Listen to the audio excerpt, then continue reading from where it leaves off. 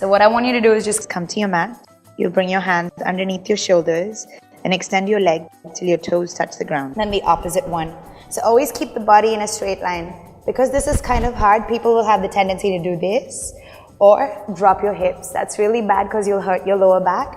So always pull through your belly and make sure the body is in a straight line. Roll the shoulders and keep the body really nice and long and engage your thigh muscles.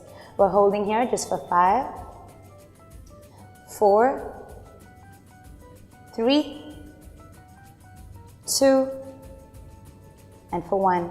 From here, see if you can come down to a forearm plank. So just come down, hold, interlace your fingers, keep the body really nice and long, and again, shoulders over your elbows, okay? Hold here just for another 5,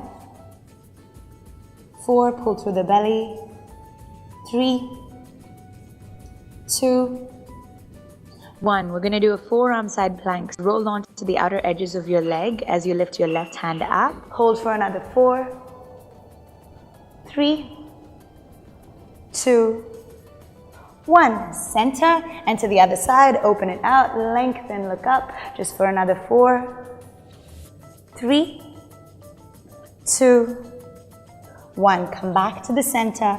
Hold again just for another 4. Lengthen your spine, pull the belly. Here for 3, 2, and for 1. Drop the belly down, open the hands out by the side, roll the shoulders back, and you're coming into a Sphinx, okay? So don't collapse in, always roll, lift, lengthen the entire body. This will rest the shoulders and it'll also extend and stretch the belly muscles that we just used. Just for another 3, 2, and for 1. A good way to rest after this posture is to open the legs wide with the toes pointing out, heels pointing in. Palms form a little pillow and rest one cheek on the ground.